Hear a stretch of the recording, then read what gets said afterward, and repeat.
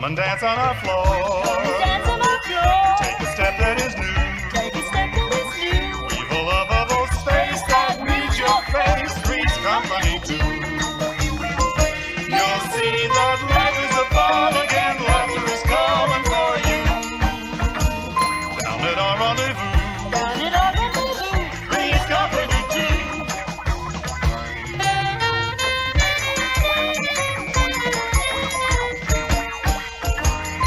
Down at our rendezvous.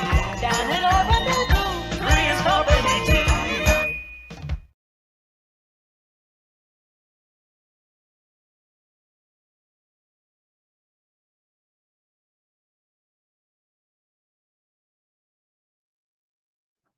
I'm about to sneeze. Welcome to the stream.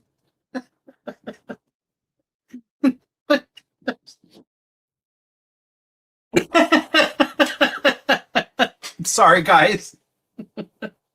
I'm trying to do everything at the same time. I have to do the tech. I have to do the stream. I have to sneeze. Welcome to Disaffected Live. It is Thursday, April 16th, 2026. This is, as I say on Sunday, the show where we do, what is it that I say? The show where we look at politics, culture, and relationship through a psychological lens, but on Thursday, it's kind of retarded, so welcome.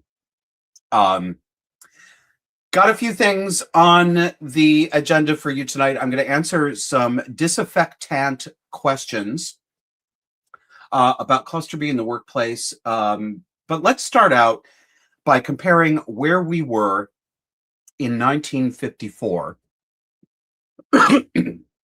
when children were in kindergarten. So I don't know if you guys have seen what's been going on with public school kids. It's a mess on every front. The teachers are horrible. They're not teaching them anything. They can't understand basic things. They can't read cursive. They can't read an analog clock. They can't do mental arithmetic. They can't do simple arithmetic. So that's all bad. Standards have been lowered. But teachers themselves are now, I'm seeing more and more reports of this, that the children who come in, and this is not just ghetto children, okay? Not just ghetto children, middle-class children as well. They're showing up to kindergarten not being potty trained. That's right. They get to 5 years old and mom hasn't shown them how to go to the bathroom. Did you ever think you would hear that? Ever? Anywhere? I didn't. Let's take a look at what kindergartners were expected to have mastered in 1954. Put it up here and I will read it to you. Okay, so here we go. This is for Margaret Bramer. This is her report card. Yes, I assume this is real. No, I can't tell you definitively that it's not AI. Go with me, okay? Things I know. I know all my colors. I know my right hand. I know my address. How many? Ask a kid. Ask a kid if they can name their street address. I know my father. Yeah, I know my father's name.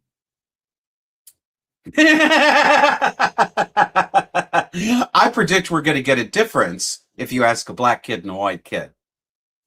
I know the days of the week. I know the 4 seasons. I know, yeah, here we go.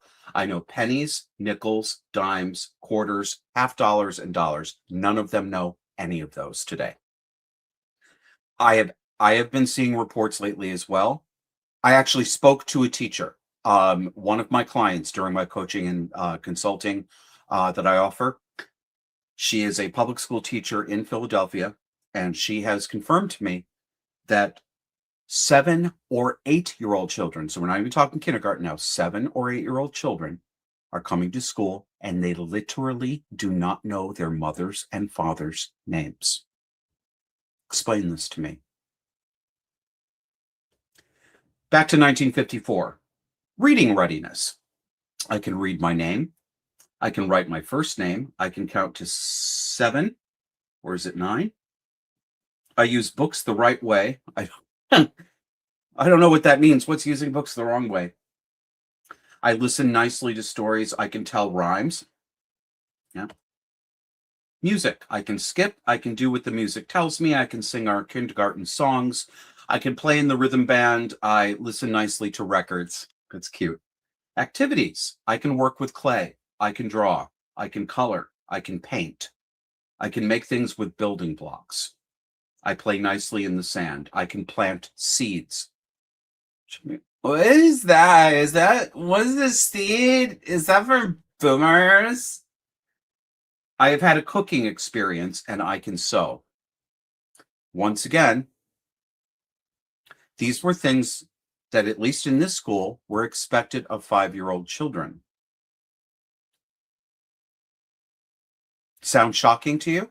It shouldn't. I was born a generation after this. I was born 20 years after this in 1974.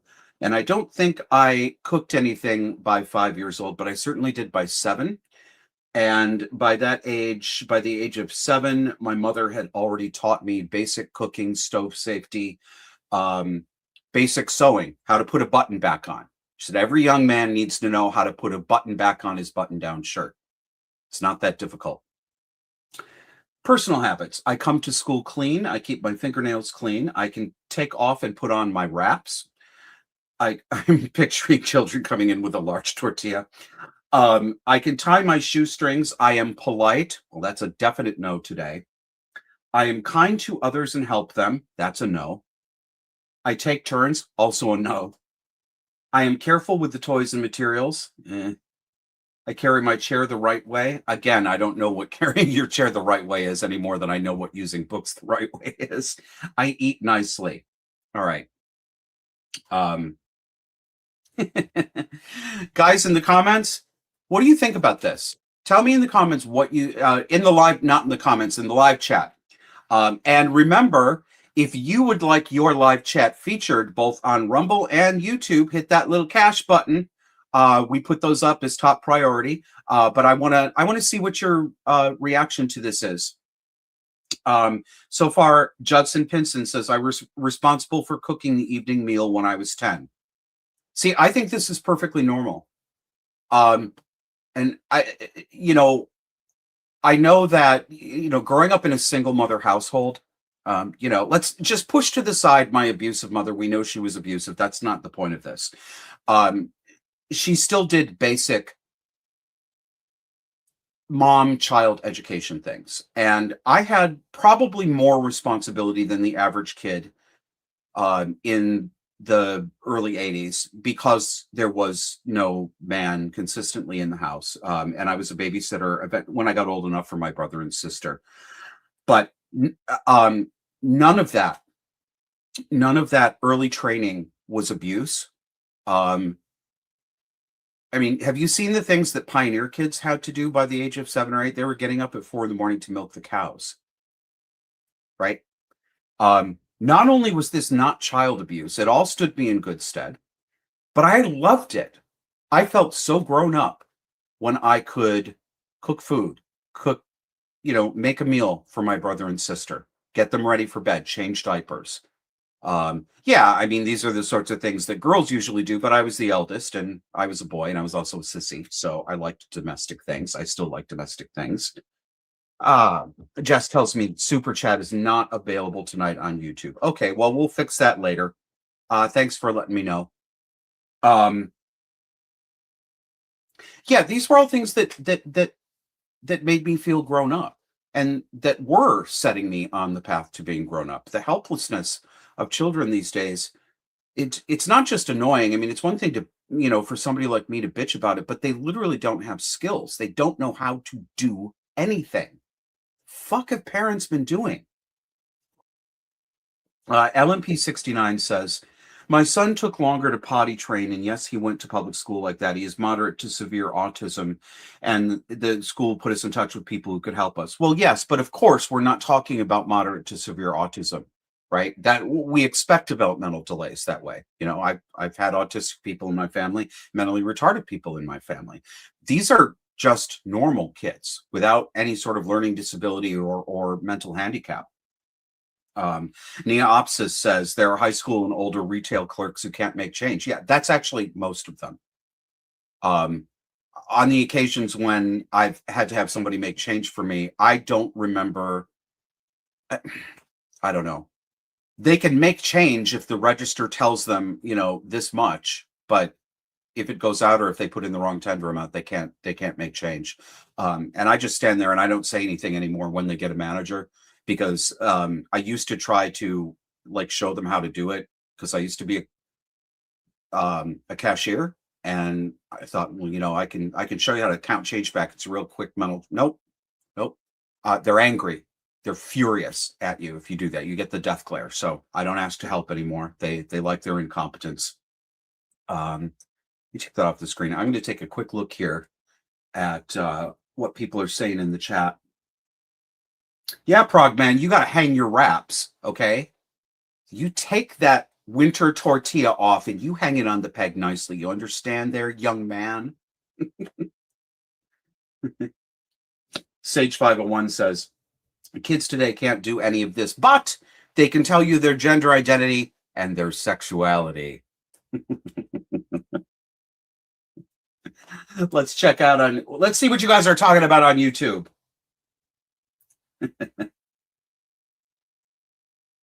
Oh boy. Spirit Matter says asking a kid's address sounds stalkerish. Well, maybe to our modern minds today. We're talking about the kid's teacher, right? We're not talking about an adult on the street saying, "Hey, little girl, where do you live?" That wouldn't have been appropriate when I was a kid either, but I don't think there's anything at all stalkerish about a teacher asking that. I mean, you taught your children their address so that if they got lost, somebody could help them get home. The world didn't change. We still have addresses. We still live in things called houses, right? I mean, are we to assume that no children get lost anymore? I suppose so. Let's see. A couple of people are saying they're surprised to see sewing. Yeah, I know, Jess, they have GPS, but they shouldn't have GPS because no child like that should have a smartphone. Let's see. Yeah, well, I'm telling you the truth, LMP69. Non-learning disabled kids are indeed showing up, not knowing how to go to the bathroom. Karen Stark says, Gen Z has mad skills, LOL. New York Citizen, hi, New York Citizen, I know you. She says, kids don't know how to do stuff. I grew up working class and I knew how to use the oven at 8 years old. Yep, me too. Ask a teenager to make something from scratch and you'll get a blank stare. Ask a teenager anything and you'll get this. If you get eye contact at all. Yeah. So what we were talking about recently, the children don't have personalities. They have a set of mannerisms and affectations and catchphrases. They are AI prompts. The children are prompted like AI. Michelle says, I could already read when I went to kindergarten. I used to sit on my grandpa's lap while he read the paper and he'd read out the headlines to me until I recognized the words. Then I got the C. Sam books. I don't know if I knew those. Okay. Well, let's move on to the next topic, which is faggots. I'm not going to dwell on this long. This is just a joke. So yeah, one of what a disaffected Kev Hill. I don't know if he's here tonight. Sometimes he comes and shows us. Says, well, this is a screenshot from a story from the Atlantic magazine. In the last 3 months, the word faggot has been tweeted 2.6 million times. So Kevin says, I think we all know where half of those came from because I've been saying it a lot on YouTube. So I'm going to admit, yes, I did it. I hated them so much. Flames on the side of my face, heaving breaths. If you get the reference, tell me in the chat. I love the fact that that word is going around so much like that. Everybody is having, well, not everybody. Faggots are having a conniption fit. Faggots and their haggots. Mm. All right. Get a load of this.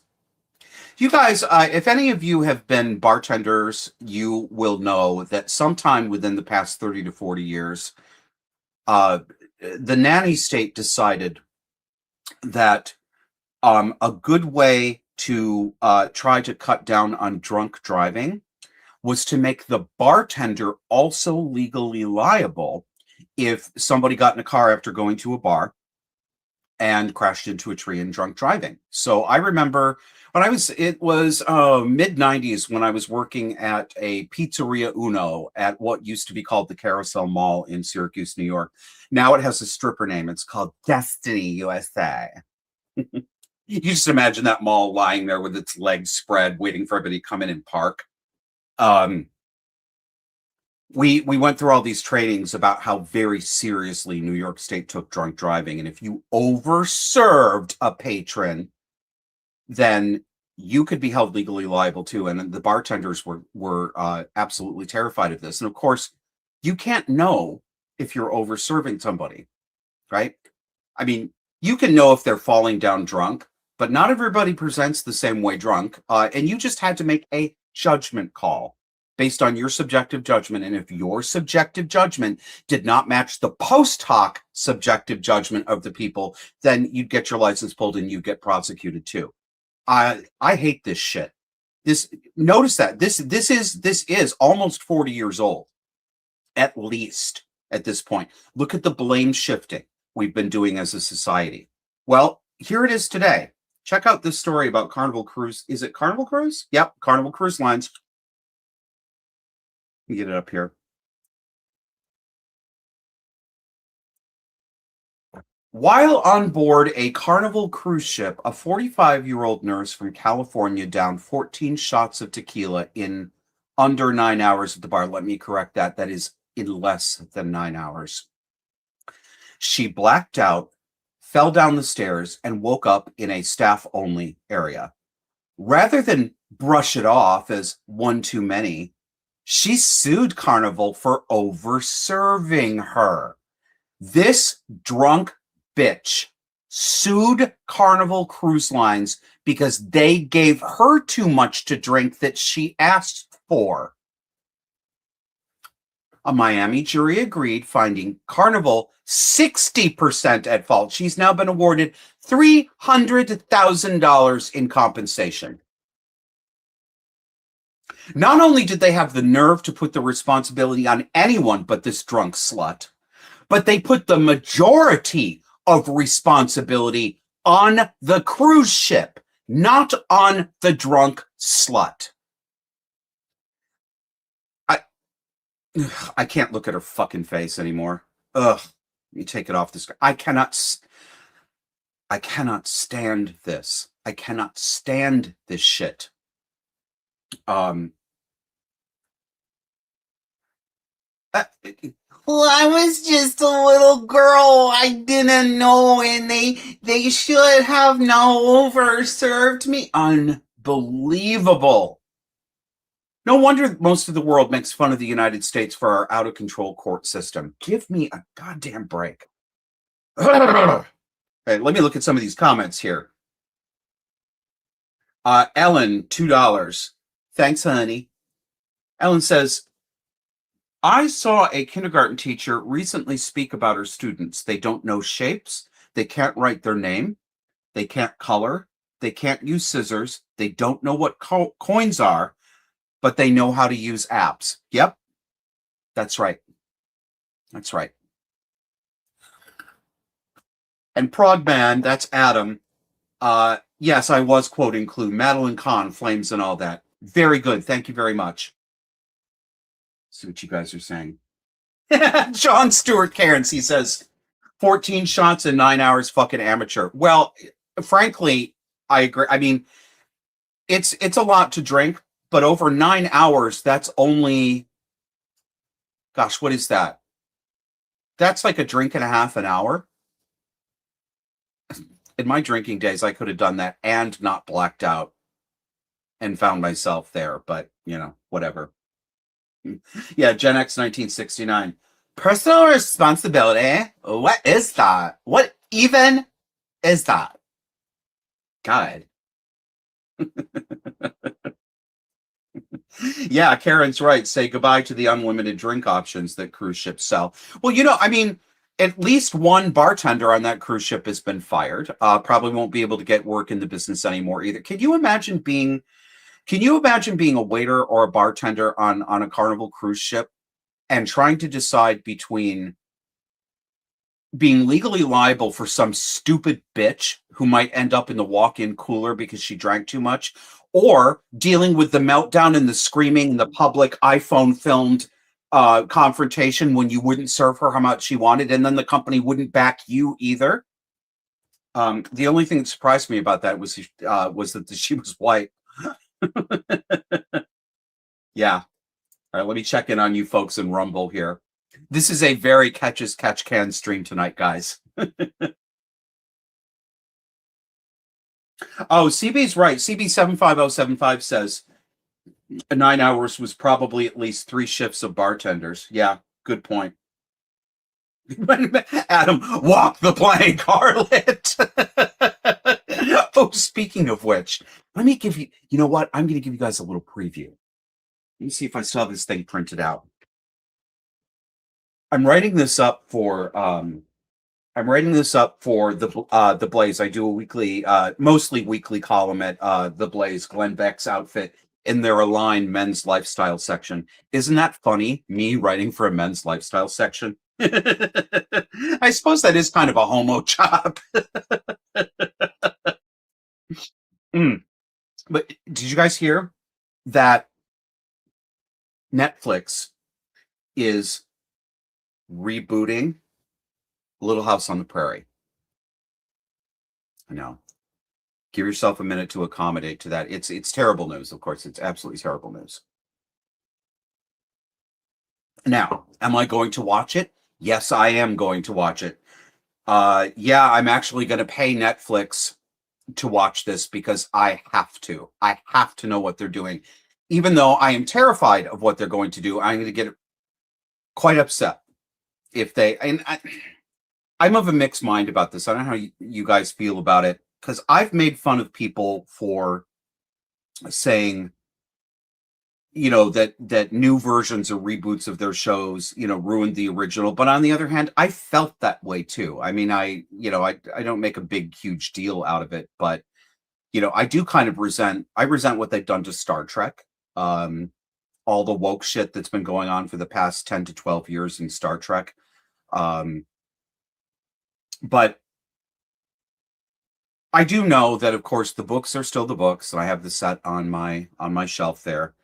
And the original series is still the original series, but it just bothers me. And I'll probably watch it with Holly, with my friend Holly Math Nerd. If you're not reading her on Substack, you should.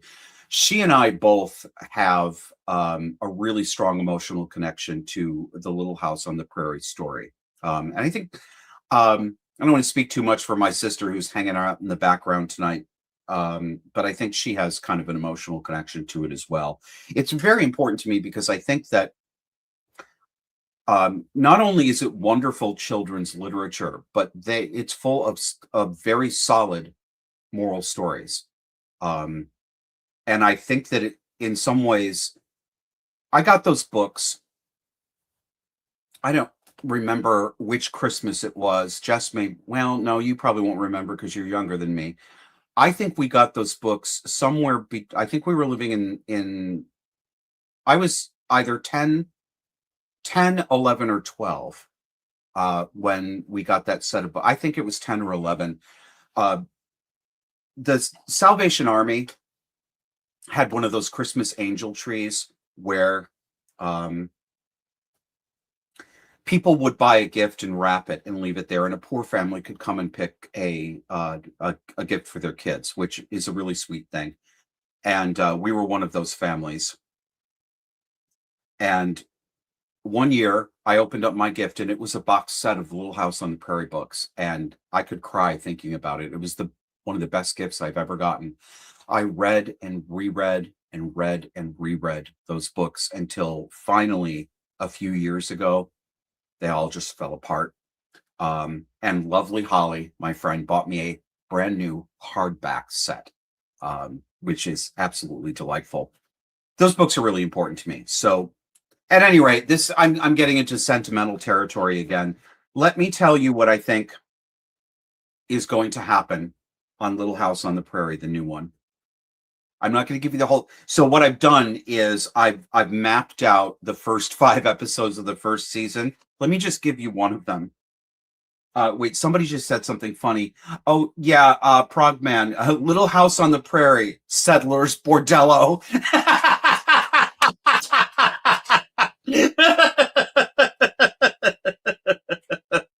Well, that you anticipate me, sir.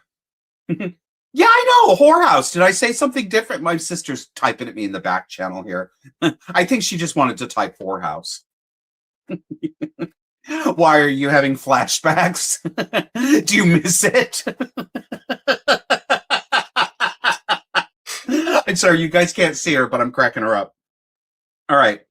Well, I'll give you the titles of the episodes, the first 5 episodes that I've predicted here, but I'm only going to give you the description for one. So episode 1 is Decolonizing the Big Woods. Episode 2, School Days. Episode 3, Town Troubles. Episode 4 is No One is Free Until We're All Free. But episode 5 is what I'm going to give you. Horizontal Work is Work. When a family of gypsy travelers rolls into town, they are met with prejudice and bigotry as they try to open an honest business for displaced Roma sex workers. Realizing the violent oppression woven into Woke Nut Grove's founding documents, the town council repeals the ban on bawdy houses. The Peckrell family opens the Galatea Gallery, where rooms are let by the half hour. Mary goes to work at the gallery, but comes home with a severe case of harlot fever. Bedridden for weeks, when Mary tries to get up, she realizes something is terribly wrong. The camera zooms in on her vacant eyes as she cries, "Pa, Pa, I can't see my gender identity." Ma, Laura, Pa, and Carrie take on extra jobs to save up so that Mary can take the train and attend the Iowa School for the Trans. The season ends with Ma applying homemade dye to Mary's hair made from crushed lavender so that she will meet the school dress code. Credits roll as a train whistle approaches town. So, look for this in the Blaze this week. Yeah, Woke Nut Grove. That's right, baby. That is right. We got here. Yeah, no Nuts Grove. Oh, Progman, just you wait. I've got 2 episodes in here where we've got squirrely fucking entitled Indians confronting the Ingalls family, including a young woman who gets offended at the word squaw. All right, let me get to the comments again. Sage 501, $3. Thank you. I'm moving on up. Women and terrorists always have the luxury of having their behavior and choices outsourced to a more, quote, powerful systemic entity that they are a victim of. Yes, good point. What else do we have here? Okay, now I've got to ask. Lala Lucas 4145 says, my professor was a child actor in Little House on the Prairie. Do you know which character or which episode? If you do, please put it in the chat because I'd love to know that. All right, what do we got next here? All right, we already did her. We did kindergarten. Let's talk about the Pope. So, I'm not a Catholic. I'm not even a Christian. I am sympathetic to Catholicism. I'm drawn to it. I'm considering it. confused agnostic. So I can't speak as a Catholic. I don't really have a dog in this race, but I see the Catholic Church. I want to see the Catholic Church strong and conservative. I want to see it go back to its roots. And I think that the Second Vatican Council in the early 1960s really did a number on that church. And since then, there have been a number of popes that I can only describe as Marxist infiltrators. And I think the current one, Pope Leo, Robert Prevost of Chicago, appears to me to be actually out of step with Catholic dogma itself. But of course, Catholics may agree or disagree on this. But when he was in the running for the popeship, or whatever you call it, people were looking at his social media, and he's an Obama-style Marxist, open borders, social justice type guy.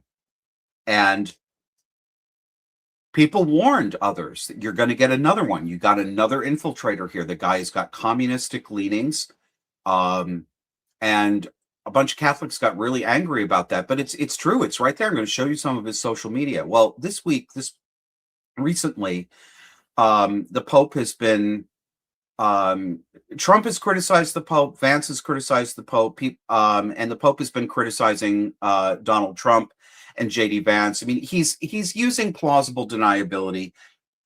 You know, a lot of people are saying, you know, stay out of politics, and then they're saying to Trump and Vance, stay out of religion. I don't think the lines are as clear as that. I don't think we can draw a hard line there and look at either side of these adversaries in these conversations and say, you know, you're out of your wheelhouse. I think this is just how politics is talked about today.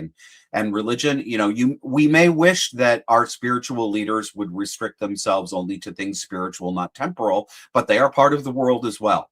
So these things are going to happen. So let me give you some examples. This is a tweet from somebody called Kanakoa the Great. It's fascinating to see what social media reveals about a person before they become the Pope. Before he became Pope Leo XIV, Cardinal Robert Prevost was on Twitter trashing Trump, criticizing Vance, calling for open borders, promoting COVID vaccines. This is all true. I saw it. Endorsing stricter gun control and tweeting after the George Floyd incident, we need to hear more from leaders in the church to reject racism and seek justice. George Floyd, who was not murdered by Derek Chauvin, who brought his own death on himself by overdosing on fentanyl and passing counterfeit bills and resisting arrest, and then screaming, I can't breathe, and having enough fentanyl in his system to kill him 3 times over. And then everybody went absolutely hysterical and said that the cop Derek Chauvin killed him by putting his knee on his neck, and Robert Chauvin is still rotting away in prison after having been railroaded for this. And the future Pope's response is, we need to reject racism and seek justice. Don't tell me that Robert Prevost, Pope Leo, don't tell me he's not a communist. Don't tell me he's not a Marxist. Don't tell me he's not a leftist. And do not tell me he's not woke, because he is. I can't believe some of the Catholics.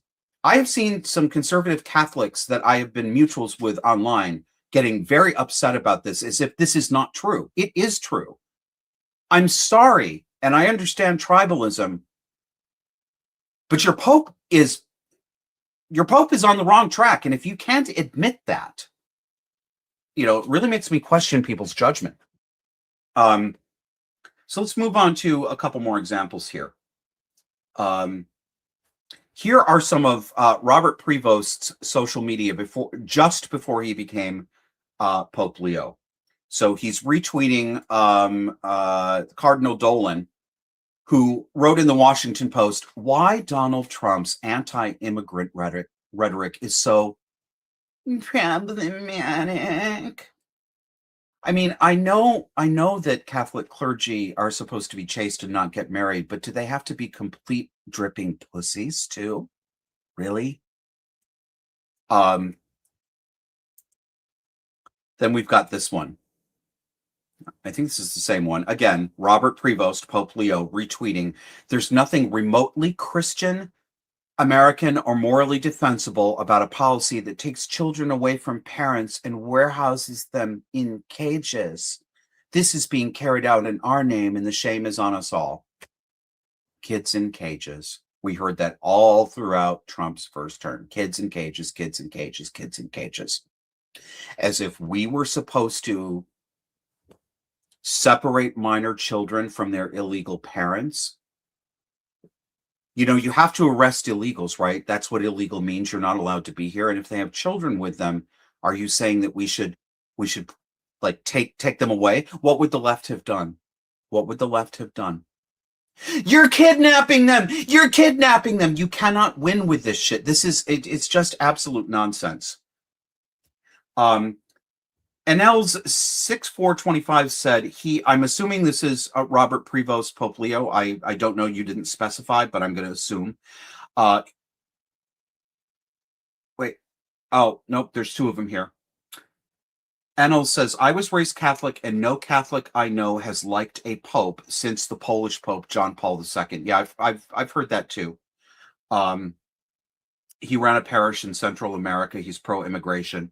And also, I assume that when you say that he is Robert Prevost, but I can't be sure. So remember, folks, give references. Don't just use pronouns and placeholders. Give reference. Got another one here. All right. Then there was Robert Prevost, now Pope Leo, criticizing J.D. Vance when J.D. Vance talked about a concept that Prevost should know very well.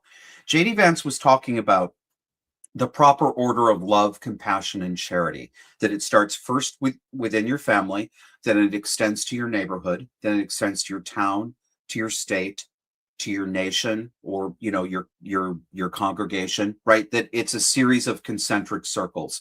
This is a Catholic concept. It's not only a Catholic concept, but in Catholicism, it's called Ordo Amoris, the order of love. Okay, so Vance said this, and what did he get from Robert Prevost, now Pope Leo? He got this. J.D. Vance is wrong. Jesus doesn't ask us to rank our love for others. Okay. Really? So Ordo Amoris is not a Catholic concept? That's funny. I think it is. Why do I think that? Well, I knew it was. But I looked up, got a couple quotes from an essay from a writer named Phil Lawler, writing for the online magazine Catholic Culture. And he says this, and he's talking about this dispute between Vance and the Pope. It all began when, in a Fox News interview, in answer to a question about having compassion for immigrants, J.D. Vance said, as an American leader, but also just as an American citizen, your compassion belongs first to your fellow citizens. It doesn't mean you hate people outside your borders. Then back to Phil Lawler, the author. Take note of that last sentence. Vance does not suggest that Americans should despise migrants or refugees or deny them compassion. He says that our fellow citizens should take priority. In that same interview, he went on to explain what he called a, quote, old school concept. Here's a quote from Vance, that you love your family, then you love your neighbor, then you love your community, then you love your fellow citizens in your own country, and then after that, you focus on and prioritize the rest of the world. Can you think of anything more bog standard and reasonable than that? Back to author Phil Lawler. When a British politician, looking beyond his own borders evidently, criticized that common sense approach as bizarre, Vance responded online by suggesting, just Google Ordo Amoris. Right? So Lawler explains this. The concept of Ordo Amoris has a rich history in Catholic teaching, having been expounded by Saints Augustine and Thomas Aquinas.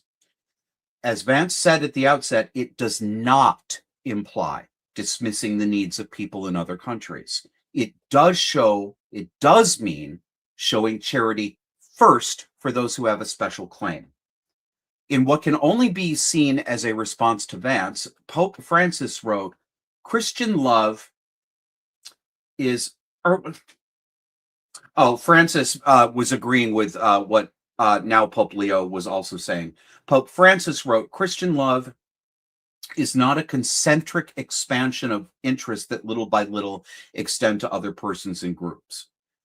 Author Phil Lawler says that would indeed be a simplistic interpretation of the concept. Yet the idea that a Christian's duty of compassion builds up in concentric circles is not wrong. In fact, Pope Francis himself has used the concentric image several times. So explain to me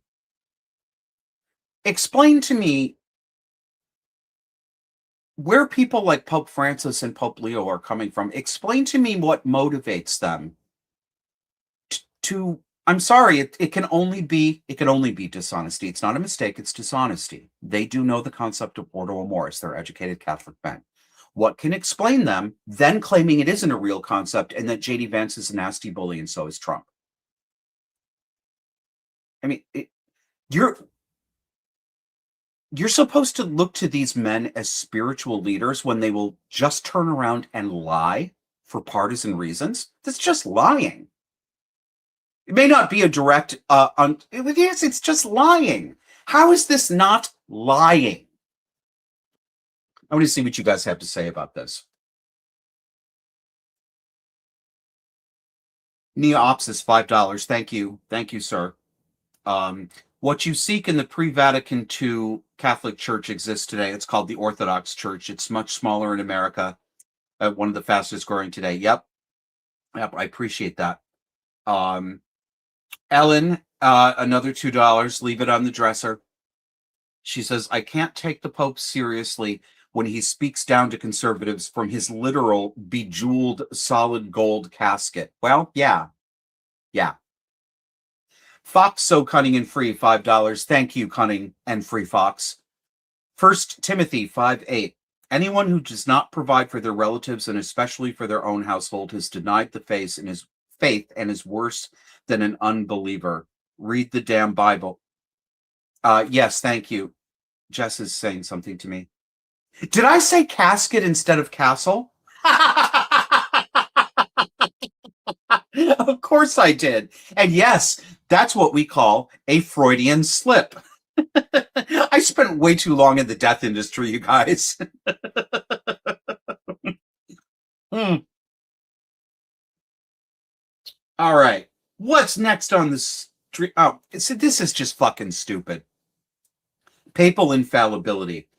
The comedian Kathleen Madigan put egg on her face this week by she got angry that people were criticizing the Pope, so she decided to educate them. And here's how she educated them.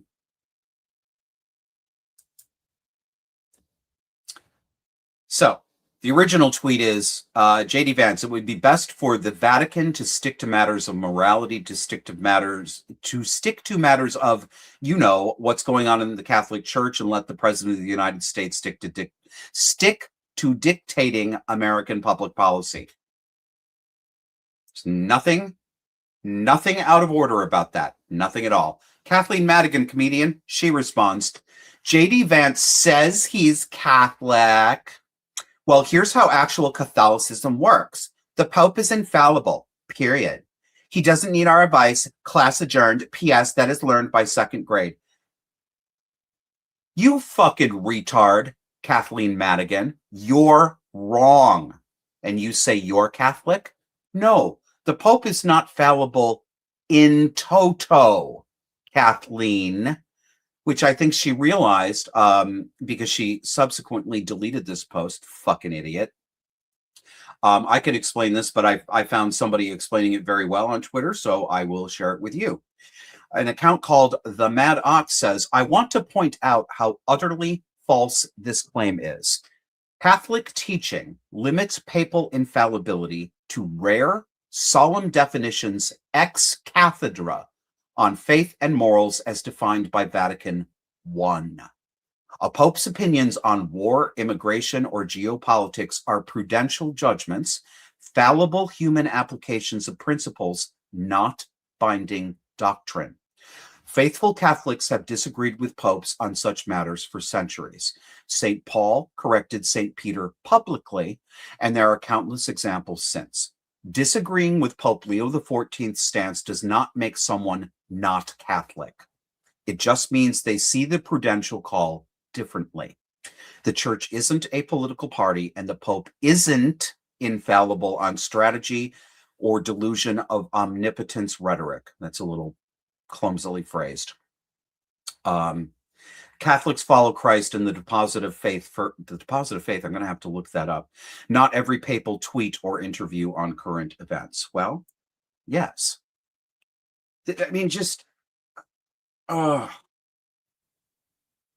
don't know. You know what? I talked to George and Clay last night. You know, my very good friends, George and Clay. George, I've known for 30 years since college. George just got confirmed in the Catholic Church the other night. And I think Clay is on his way to doing the same thing. So we were talking about this sort of stuff. And, you know, they confirmed to me that even, you know, their local parish priests are, you know, disagree with some of the policy positions and pronouncements from Pope Leo, that this is nothing, you know, that actual educated Catholics know that, you know, the Pope only is infallible when he's actually pronouncing on dogma and church doctrine, which is exceedingly rare. And it almost never happens. I think they told me it was twice in the last century in modern times. I'm not sure about that. All right, I'm going to check in on you guys in the comments here. Hey, you know what? I'm going to do something. I'm going to open this up. I'm going to send you guys the link to join me on the stream and talk. But I want to extend this first to those who haven't before. Like I see some of you regulars out there. I'll bring in. I love to see every week, but I want to give a chance to people who haven't joined the conversation before. So I'm going to give them preference if I get some of those people. Let me seed the chat with the link to join us. Give me a second here. Guest, do that. Okay, am I logged in? I'm logged in as the account, so this will work. All right, join me on screen. We've got Rumble there. Let me take a look over here. I'll do it on Twitter.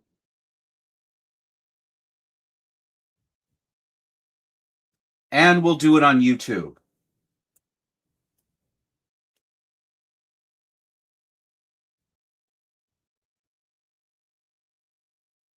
All right, let me go back and read some of your comments here. Oh yeah, Gen X 1969 said she saw Kathleen Madigan live 10 years ago and she was hilarious. Yeah, I've laughed a lot at some of her sets. You know, fine. But this kind of tribal democratic bullshit is just so stupid. Kev says, yes, that's it. Putting any human in a position of unquestionable something or other is how you define a cult. God and God alone is infallible. Well, that's not what Kathleen Madigan says. All right. Looking at the comments. Look at. Oh. Wait. Is it? Oh yeah. Just so you guys know, when I do this vape here, I'm not doing pot here. This is just nicotine. This is the keep me off cigarettes thing. I'm not getting. No. Even when I was a drunk, and I was a professional drunk for, gosh, at least 25 years. I never, ever, ever took a drink during any work time, never during the day. I got way too drunk at night. I was definitely a drunk, but I never get any kind of intoxicated when I have actual work to do. So I am not token up on the wacky tobacco here. It's just straight up menthol and nicotine, and it's delicious. Maybe I should just go back to smoking regular cigarettes so you guys don't think I'm getting high on weed. All right. Who's going to join? Wait. Oh, Jesse has. Hang on a second. You got a screenshot for me, Jess? Did you put a screenshot in here? Okay. I guess.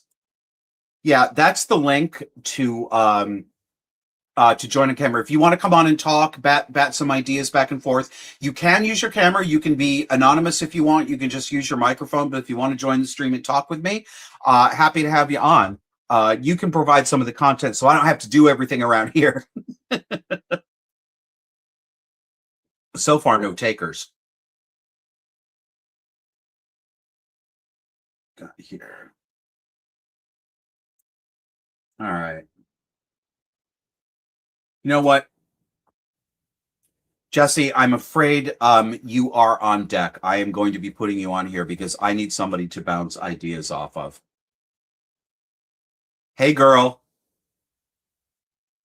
I can't hear you. Hey. Okay, there you are. I had to unmute.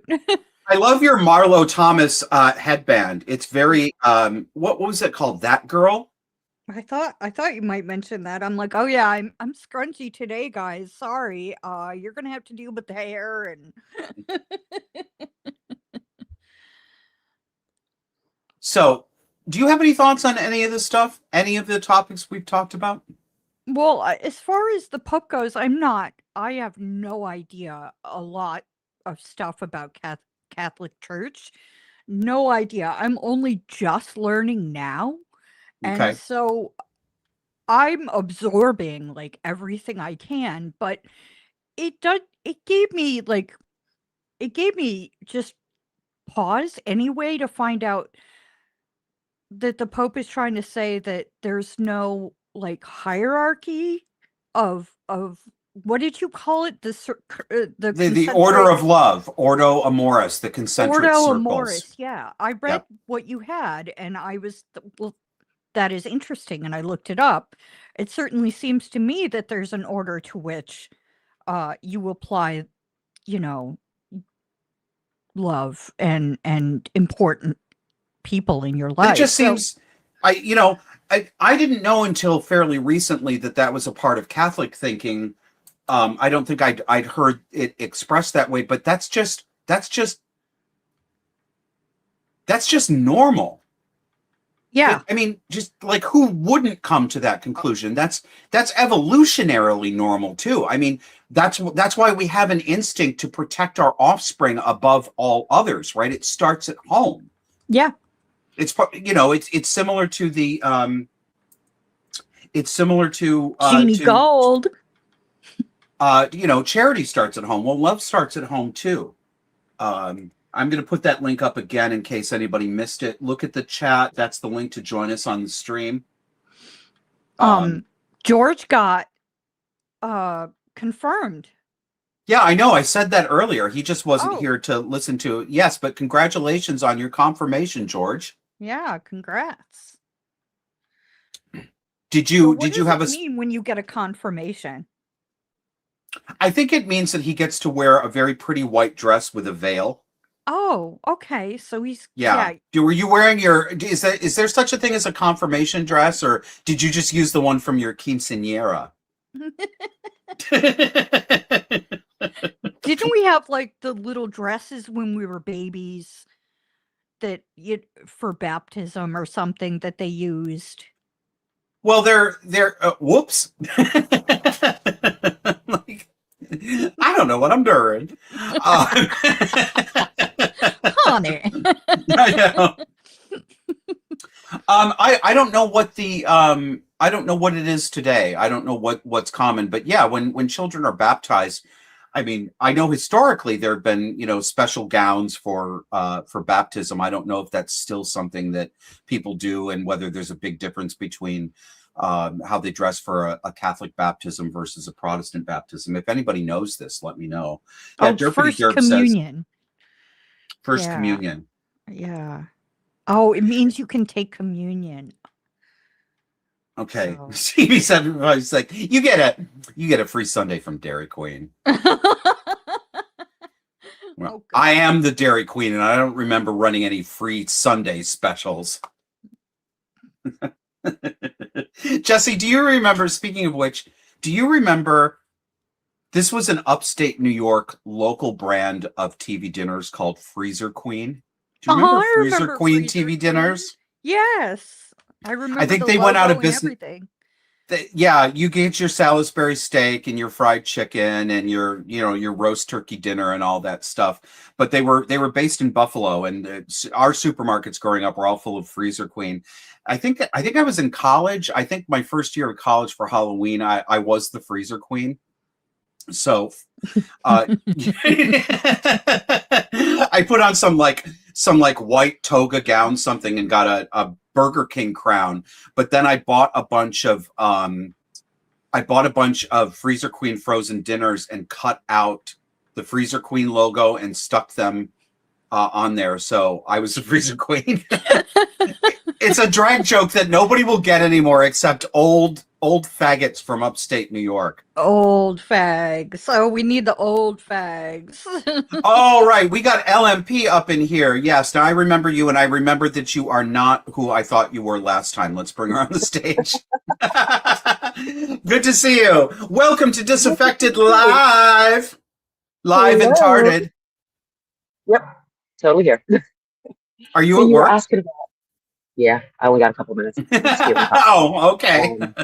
Well, I suggest um, you turn the stream up real loud and get yourself fired from the things I'm about to say. Can't afford to do that. No, so baptisms. Yeah, they usually do christening when they're newborns, and they'll usually wear a light, That's right. like a white long gown for that. Then there's confirmation, which, if I recall correctly, it means you're full in the faith, and yes, you take communion after you get confirmed. But I'm a heathen Protestant. We don't do that. I'm just married to a Catholic. She's like, But yeah, we don't put them. We just put them in the oven. We just roast No. them here. no, we don't baptize until they're old enough to say, "This is what I want to do." This is a little different, That makes sense. but they do. Okay. But they also do like it's kind of like a cross between the christening and the confirmation, where you have a ceremony when your children are Christening. infants, where you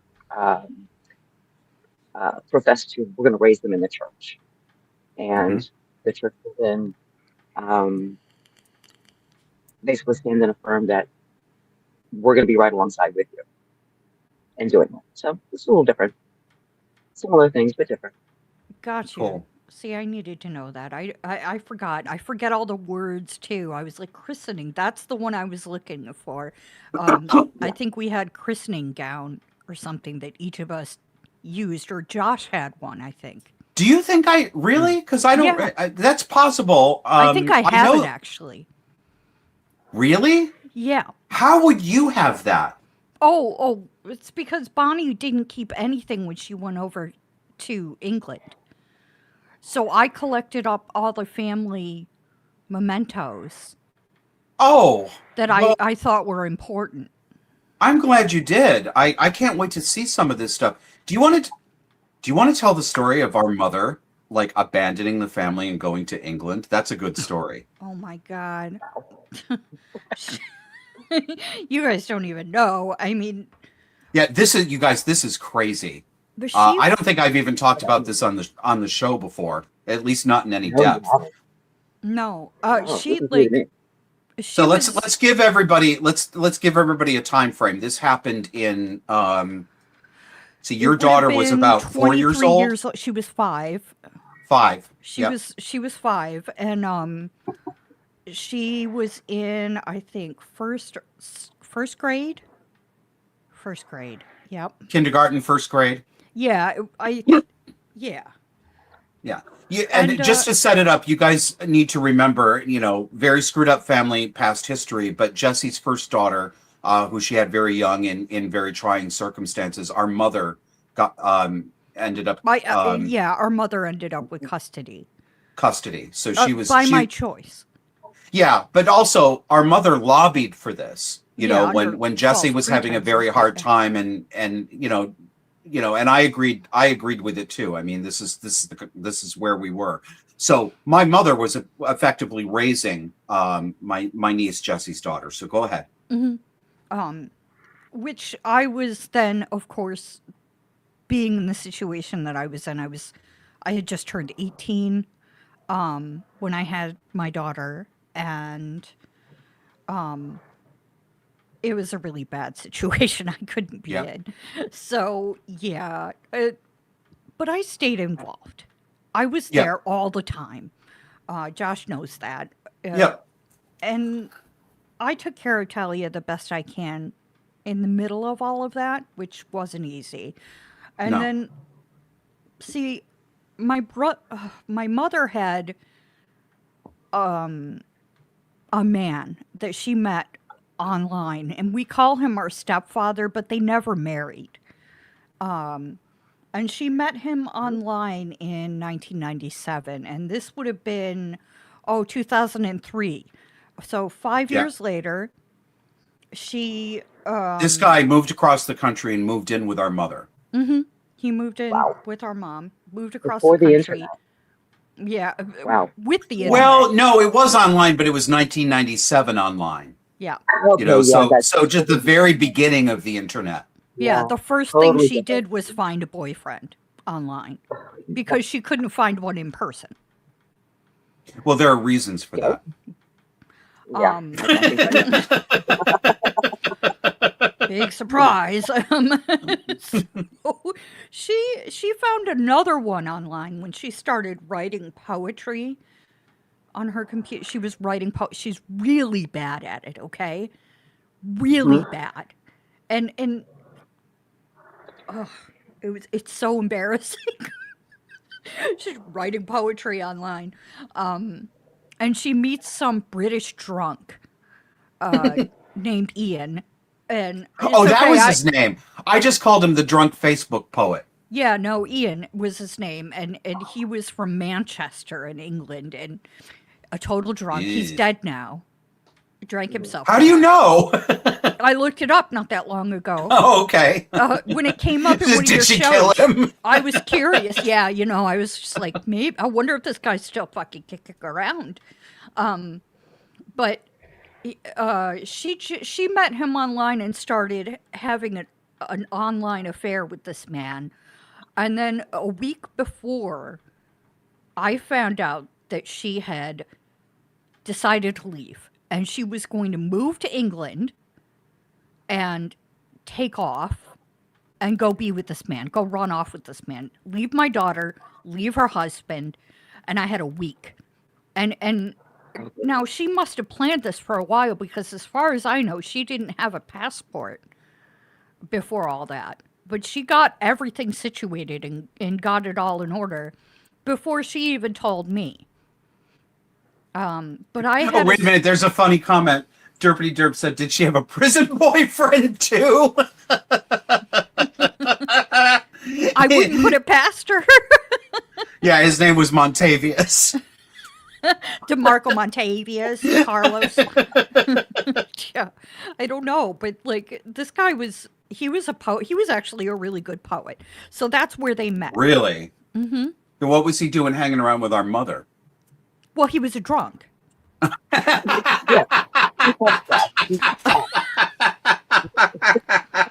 What are you gonna do? He was always at least a case deep, so you Beer know he was goggles. drunk. I mean, like bad.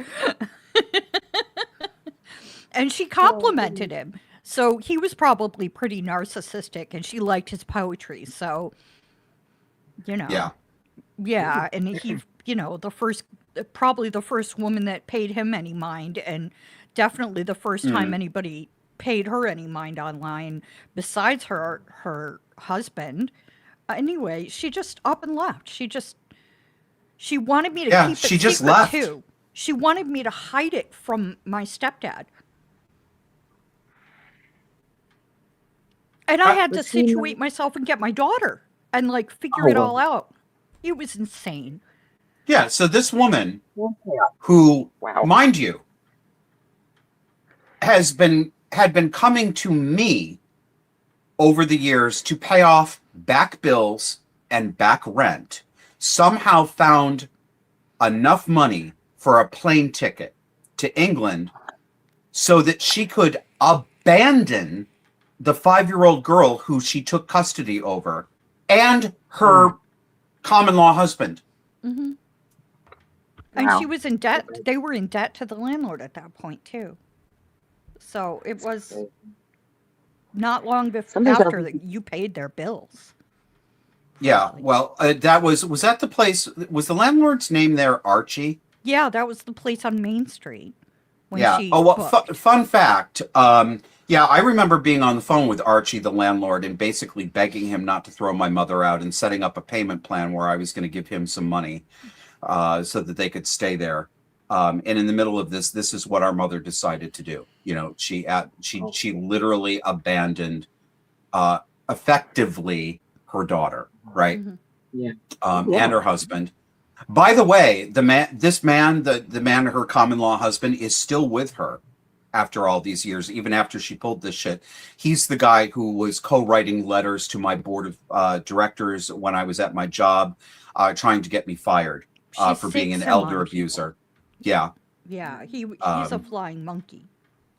So she abuses him.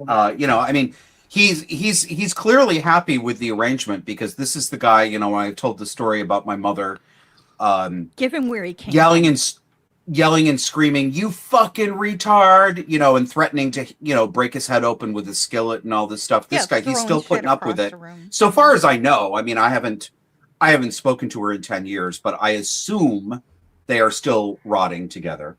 CB75 says, I could see maybe jumping ship for Jamaican dick, but Brit dick? We are British. Yeah, exactly. Had to have been the Our accent. mother Had is to be. British. What's that, LMP? I said it had to have been the accent, maybe. Yeah, it was probably the accent. Gets every Yeah. American. I remember I remember our mother, I don't know if it was an email she sent us or a Facebook post that she put up, but this terribly sentimental, once she'd gotten to England, she's like 5 a.m, she's writing, "I'm here," something like, it was this kind of thing. It was like, "I'm here with my love. Oh, yeah. It was gross. looking at the sun come up over the river against the skyline and blah, blah, blah." And I'm just like, bitch, you just abandoned your family. You just abandoned your family. And she's writing this, you know, I'm what a fucking love barfing journey in my she's mouth. on. Yeah, she Golly. you know, okay, so to top it all off, the end of that story is that it probably took a month, maybe less, Sure. before she realized she had made a dramatically big mistake with this guy. Yeah, refresh me on how did she get back here? I did it. Did you buy her a plane ticket? I paid. Yeah, like to you get her were back. rolling in money. I wasn't, but I went know. and made money so that she could get it and come back. I convinced my stepfather to bring her back home, that she had lost her goddamn mind, because that's what she told me. She's midlife crisis shit. Midlife crisis. The woman was, how old was she? Well, it's like 45 maybe. Yeah, Yeah. 45, it was midlife, about right Yep. for timing. All right. But Yeah. Well, you don't get to have a midlife crisis yeah, you when don't you're get that. You don't get to do that. I'm sorry. Midlife crisis No, doesn't you mean you fucking abandon your family. Correct. Right. Correct. That might be a wild Unless you're- purpose. It might be a wild fantasy or something like that, you know. Yeah. Trying I mean, you gotta be a do little bit psycho. of- yeah. Yeah, Well, just hopping on a plane with someone you met online. Ooh, that's a wild one. Ooh. Yeah, well, that's borderline personality. You know, Yeah. it's classic borderline personality. Yeah. This is just the, you know, the capstone of a complaint, and probably something she'd wanted to do her whole life. I mean, since we were children, she would complain out loud about how, you know, I could have been somebody if I hadn't been saddled with 3 children and no man to help me. And, you know, constantly, I mean, from childhood, she would say things like, "You children don't respect me as a woman. You only think of me as your mother." And I'm like, you know, Well, I didn't realize how screwed up that was. But, you know, I mean, well, you are our mother, right? She would appeal to me all the time. Like that was one of those cases where she was like, as a woman, I have to do this. You know, Yeah, as a woman, what's that have to do with anything? what are you fucking talking about? And Well, I don't know. sorry, go ahead. She left there the same way she left New York. Mm. So she abandoned and left and didn't say anything and booked. You know, and I mean, I brought her Well, home and somehow fixed their shit. All the while, I moved out with my daughter, and she was living with me. In the meantime, it had been about 3 or 4 months. I don't know how long it took. It wasn't long at all before she was regretting her decision, and I had to work to get her home. Yep. And yeah, she the whole time she's secreting everything to me and manipulating me to get it all to work for her. Yep. So I basically put her life back together for her. seems And like then both of you did. yeah, That's what we did. to top it all off, Yeah. my daughter considered her mother, and when she came back, she wanted to be with her. She didn't want me. And you know, it's not. Yep. Yeah. It's a So really can I tell you a hard funny story? situation. Can I tell you a You funny can tell story? us a funny story. Let's change the Yes, subject. tell us a funny We were talking story. about the Get talking about earlier. LMP. You have Get to be a get little get, closer, though. get We a can't little hear get as you. close as you can to the pickup microphone on your whatever device you're using. Just a little better. A little Yeah. better, yeah. Okay, sorry. So you were talking earlier about people like suing bartenders for being overserved and whatnot. I met my husband by carting him for beer at the grocery store way back when, because we had a policy because a minor got sold beer and they weren't carded, and the parents went ballistic and confronted the store about, hey, your employee sold a minor beer when they shouldn't have, and rightly so. And so they just instituted this policy that said, no, we don't care how old someone looks, you're going to ask for their ID, no questions asked. And I had actually seen him in the store. I thought he was handsome. And he was the first person that walked through my checkout line. And I said, I need to see your ID. You wanted his He's like, name. I did. He said, you got to be kidding me. I said, no, I'm sorry. I have to. This is a new thing. We have to ask for everybody's ID. I know it's a pain, but if you can please show me your ID. And he said, all right, how old am I? I said, you're 25. It's fine. Here, take your ID back. But it's part of the conversation. And we'll be married 34 years come November. Yay!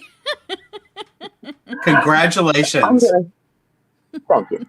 I'll sign off and give somebody else a chance to pop on if they want to. And Well, thanks for Yeah, thanks for thanks for joining coming us. in. Always good to see you. Thanks for being a loyal viewer.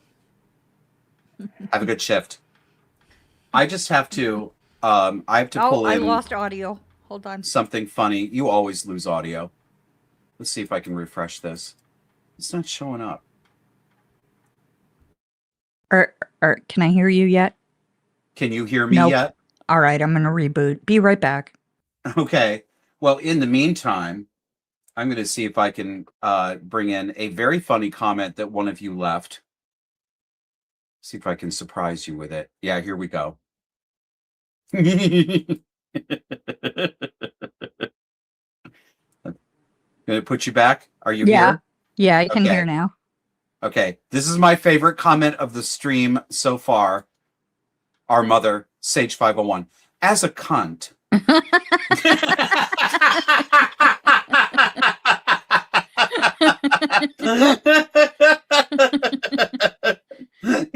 I have to do this as a cunt. As a cunt, as a woman. That was like I think that was my excuse when I got in trouble at 15 years old when I was still living in the boys' home. I wasn't allowed to dye I really wanted to bleach my hair to be As a Madonna woman, blonde. you did?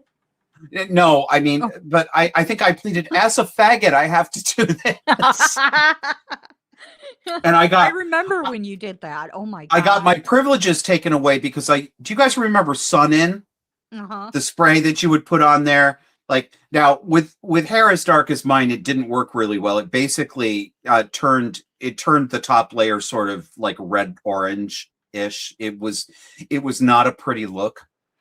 But I wouldn't have had that problem if they just let me bleach my hair, but they didn't. They were so Bastards. oppressive. Oh, ridiculous. They All don't right. know. As a woman, you needed to do I know. that. As a faggot, as a cunt, as a woman, as all of these things.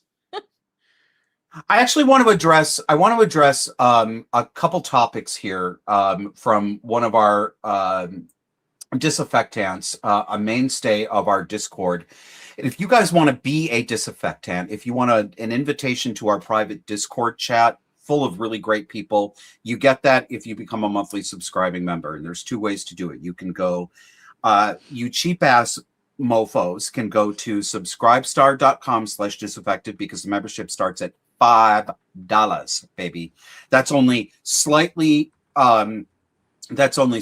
more than double, my rate of $2. So you can do that. You can also join us, same content, through Substack at disaffectedpod.substack.com.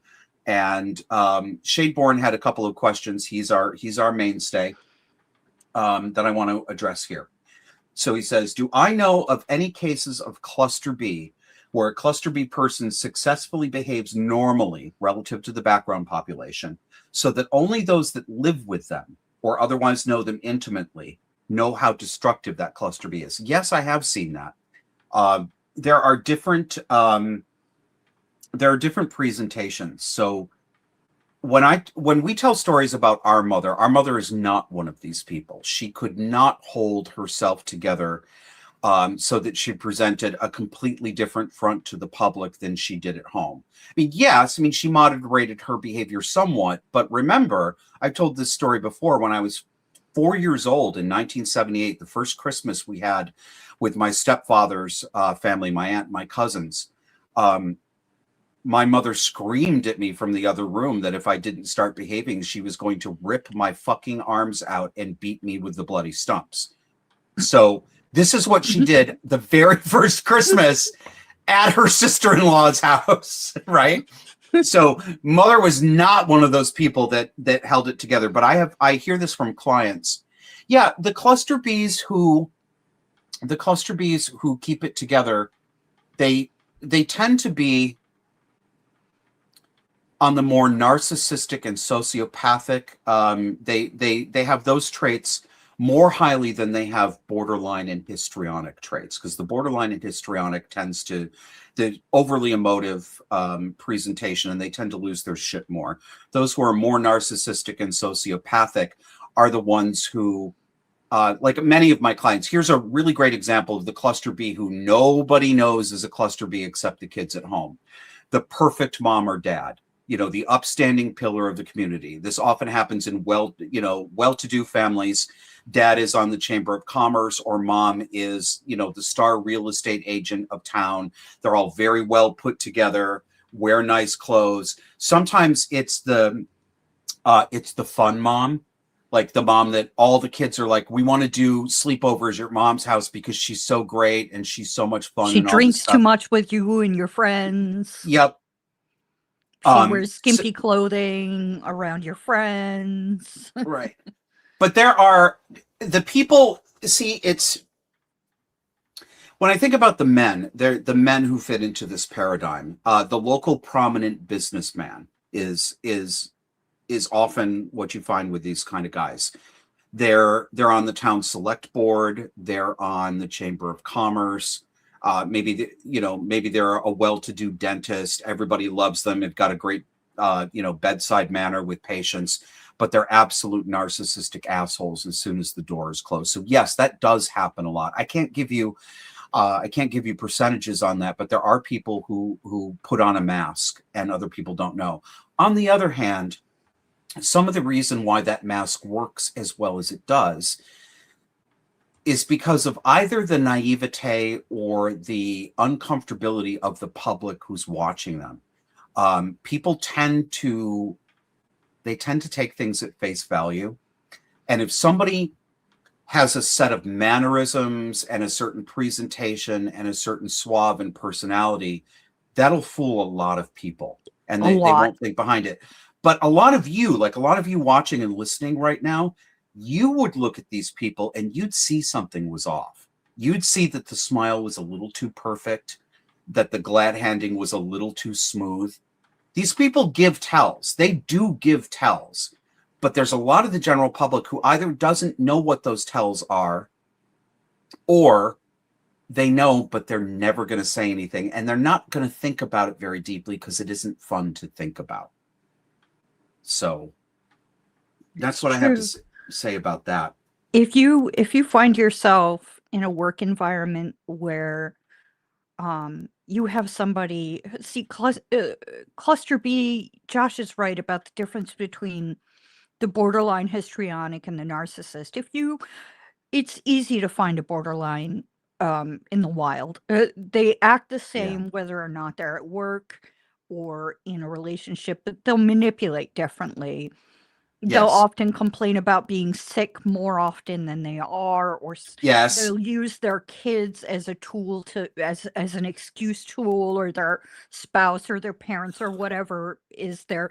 They'll have a constant problem. Okay. And one that never gets any better, and they don't actually appear to want to fix when things go wrong. Yes. Or they'll have a fake chronic illness. Oh, they all have fake chronic illnesses. I want to tail on to what you said about the children. This is particularly, this is a tell in cluster B women, like particularly, I'll just give you a character sketch. This kind of woman, this kind of cluster B woman, tends to be physically attractive. She's well put together. Her makeup is nice. She's got good clothes and good jewelry. If she's constantly bragging about her children, there's a difference between being proud of your children and saying, my daughter just made the hockey, the field hockey team. I'm really happy. That's, normal, all that sort of stuff. But the woman who's constantly showing you pictures of her kids and winning the gymnastics team and this, that, and the other thing, and makes a really big deal out of it, that is often a narcissistic woman who is much less pleasant to deal with from the kid's point of view inside the house. So that's one of the ways you see it. Christopher, I see you've joined us. I'm going to bring you up in a minute. Thank you for joining us. Can I ask CB75075's question? Yes, but hold that, because I want to answer. Shadeborn has two questions and they're both good, and I want to address that one too. Okay. Shadeborn also asks, he says that I almost exclusively talk about cluster B in family settings. Are there any examples of cluster B dynamics, how they typically play out in a workplace, such having a cluster B manager or colleague? Yes, there are typical. They're not that different from home. They're just adapted to the workplace. So what do you see with a cluster B manager in an office? I get this a lot. I have a lot of clients who are dealing with this. If it's a man, a narcissistic man that you work with, well, I'm actually not that sure that it's that different by sex. Your cluster B manager or colleague tends to do things like taking credit for things that other people have done. Men do this a lot. The narcissistic men will do it a lot. They'll sort of cousin you and warm you up and be like, you're on my team. Let's work on this project together. And you find as you go along working on the project that you're doing most or all of the work. And then when there's a presentation that comes up where you're going to give your work product in a meeting to the rest of the colleagues, he presents it as if this is his work product, doesn't give you credit for what you're doing, may make snide comments about, other team members who don't work as hard, or maybe they're not as interested in the company as he is. When it comes to women, it's backbiting. It's they will say triangulating. Triangulating. They'll gossip, especially most of the time they're doing this to other women at work. They're doing it to normal range women. They'll play lunch table clique games, where they will forget to invite to invite one of their coworkers to the weekly lunch. And like, oh, I'm so sorry. Da, da, da, da, da. They'll gossip behind their back, and they'll plant seeds of doubt with other colleagues about your ability to do your job. They may say things with plausible deniability in meetings. They'll say things like, I'm just thinking up a scenario off the top of my head. Let's say that, you two are working on a project together, but you let her know that you can't work Thursday nights because you're the Cub Scout den mother. And you've let her know, and you're like, I can meet with you any other night to work on this project, but I can't do it Thursday night, the night beforehand, because I have a Cub Scout meeting. Well, the next day she'll show up and she'll say, yeah, I was hoping to have a little bit more, but I guess Jennifer just wasn't able to make it last night, so I did the best I could. Right? Right. They'll deliberately lie. They will undermine. What they do is undermine. The cluster bees in the workplace undermine. They do what writer Natalie Martinek, she's on Substack, who writes about narcissism. She's a great follow. She calls this knowledge vampirism. So they'll act as knowledge vampires. They will pretend to be very interested in your point of view and the work you do, and they'll praise you, and they'll say, boy, you're really great. You're, it's such a great team. You tell me about that. I've always wanted to learn about that. And then they'll start absorbing your ideas and your work products and presenting them as their own. But they're always sowing seeds of doubt in other people. And the really good ones are subtle. They have a lot of plausible deniability, and they can go on for years. Some of them will make a whole career out of it. I mean, I've talked to people who've there's a cluster B manager who's been there for 25 years, and the staff turns over much more frequently than you would think, but somehow the cluster B never gets cottoned onto by management. So that's what I have to say about that. If they're real good at it. If they're really good at it. But you know what? Even those who aren't good at it, most people don't know. Most business people in a management position just don't have any education on cluster B personalities, and they get fooled by the really good operators, and they get rid of good employees who just can't take it anymore. And if anybody who is dealing with a problem person, a cluster B type in the workplace, I can't give you if the workplace is entirely toxic, there's probably nothing you can do to get out of it.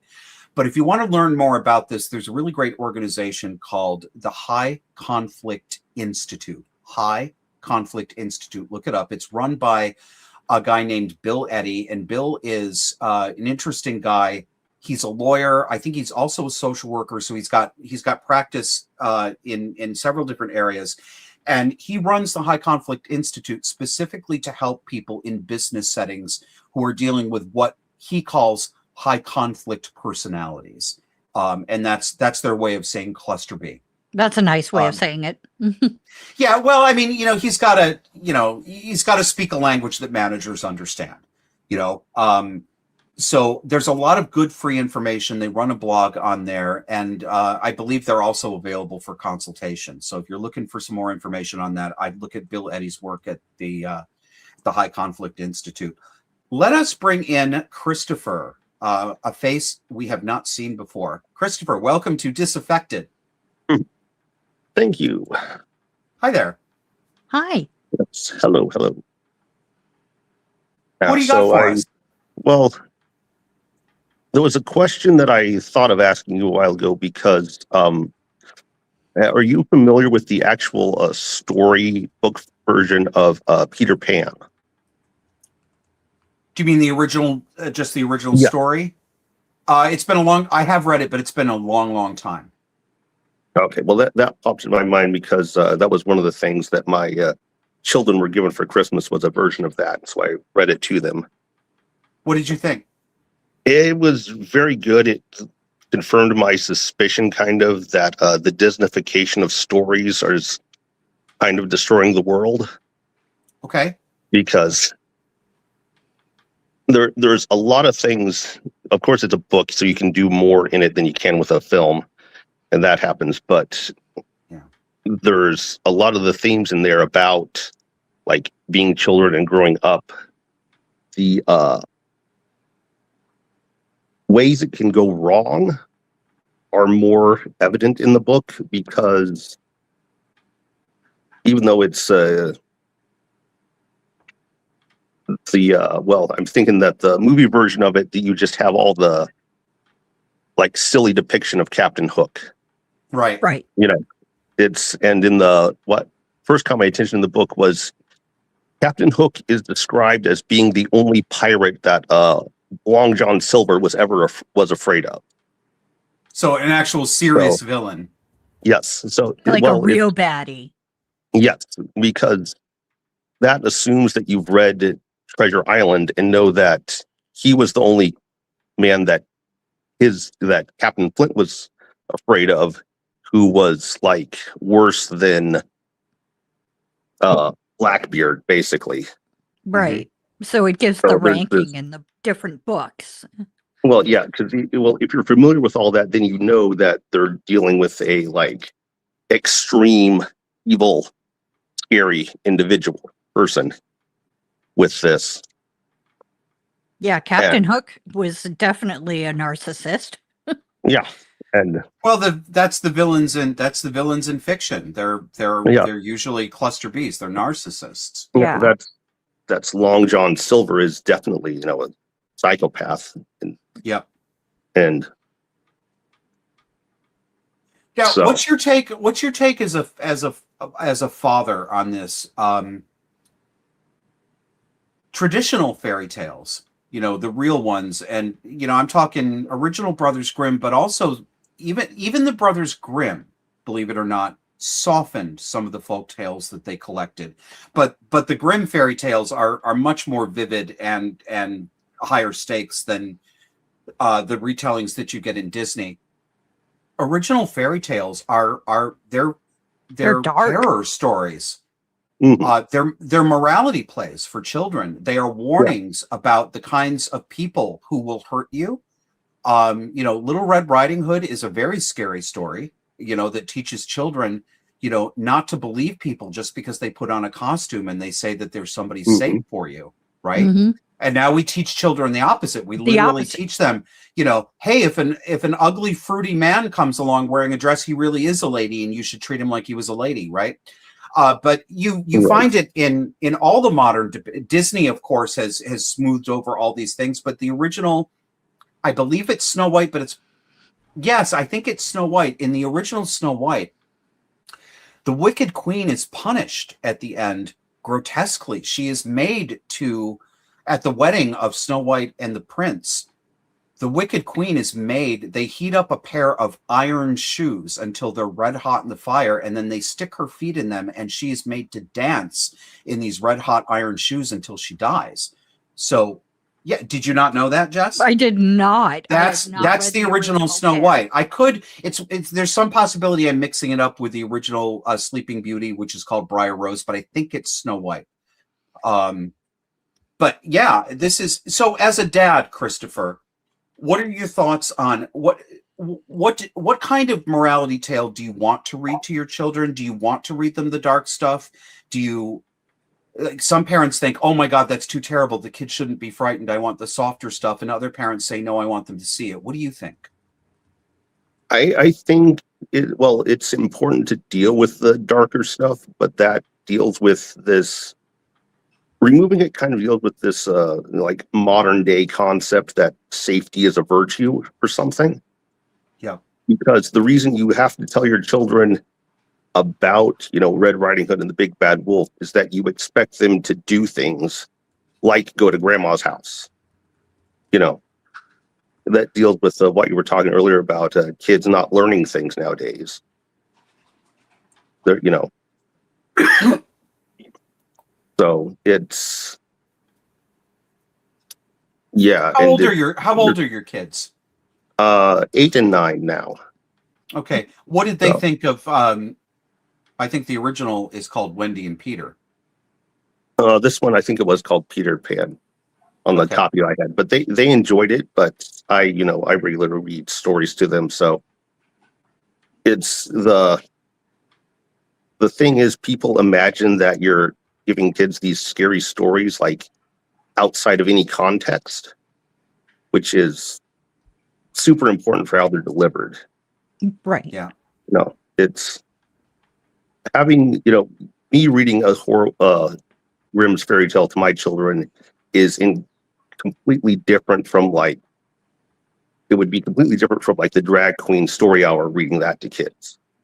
Yes. So that's, Yeah, it's very different. Have your kids ever been, I don't know if they ever mention it or if you see anything in sort of their response, but have they ever been disturbed or had questions about the really dark aspects of these stories? Have they ever been scared? not often, but I remember specifically with the first time we watched the Disney Sleeping Beauty, my daughter was scared of that. What frightened her in that movie? It was in the movie. It was the part where he's being lured towards the spinning wheel bit, and you have that is tense. Yeah. So my daughter's comment was, she was like, the evil is coming to get me. So. No.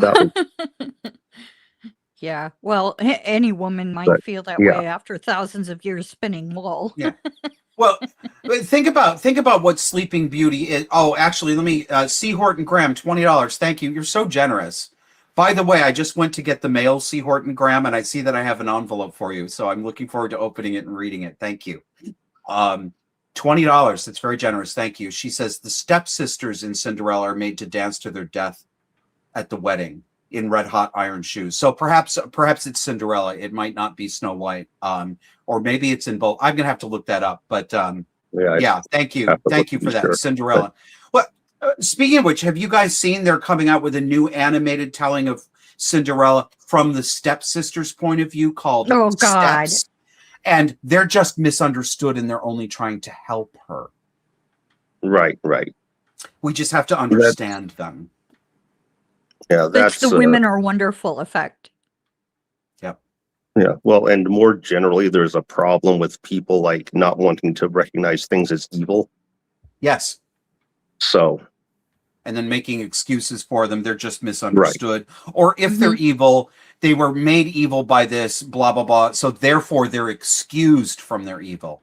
That's, it's the explanations become excuses. It is true that many, perhaps most evil people have had really horrible things happen to them in their past. Not all, but a lot of them. But it doesn't become an excuse. I mean, most serial killers have a cluster B mother and child abuse in their past, but that doesn't mean that they're excused from their serial killing. Thinking of Sleeping Beauty, think about what that story is actually about. It's about sexual jealousy of an older woman for a younger woman. An age-old tale. Why is Maleficent the witch? Why does she curse Briar Rose? Because she's a young girl coming into womanhood and fecundity at 16 years old. This is a tale of women interfering with reproduction in other women. Yep. So, we have a good comment. Children were from Karen D. Stark on YouTube. She said children were also learning about religion when they were told the dark fairy tales, so that they had a balance. So they learned God is good, but not everyone in the world is. And it helped. She said something else. It helped serve just to show that the world is just. Yeah, or if it isn't just, that the way it should be just. Right? Yeah, look where we are. We're in the land of inversion. We had 101 Dalmatians movie that was told from the point of view of Cruella and why it was understandable that she wanted to kill, Dalmatian puppies because her own mother was killed by Dalmatians. Are you fucking kidding me? These are the heroines now. It's always women. It's almost always women that are the villains in these tales. Gee, I wonder why. But it's also like, I think of Hansel and Gretel. Definitely I don't even remember the original. Was it? I think it was a mother and father. It wasn't any step parent. I think in Hansel and Gretel it was mother and father. I think so. And the mother comes up with the plan to abandon Hansel and Gretel in the forest because the family can't eat. So of course you sacrifice the children instead of sacrificing yourself. But the woodsman husband went along with it. He facilitated this. He did his evil wife's bidding, and he led the party, including the children, out there and abandoned them. He's just as much a villain. But, notice how it works, though. It's pretty accurate. Evil mother comes up with a depraved plan for the children, and weak and enabling father executes it for her. That also happens in Macbeth. Refresh me. My Shakespeare is rusty. Well, there's the thing where he goes and he meets the witches and they give him this prophecy, whatever. But it's his wife who really just berates him and pushes him into actually killing the king. That's true. Pressure. That is true.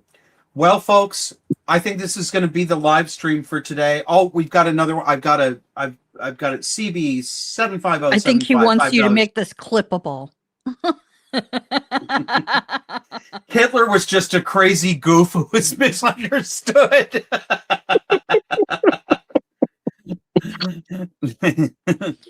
Snap. Oh, jinkies. Oops. But you guys, that's going to do it for tonight. Thanks for joining us. Christopher, thank you for joining us. It's good to see a new face. Maybe next week we'll get somebody else. And Glad I like you're reading fairy tales to your children. So thanks for watching. Thanks for watching, everybody. Don't forget, we are on at 9 p.m. on YouTube, Rumble, and Twitter/X for our fully produced show that is less retarded than this one every Sunday night, Disaffected. And if you like what you get here, check us out on disaffectedpod.substack.com, and we'll see you next week. Bye. Bye.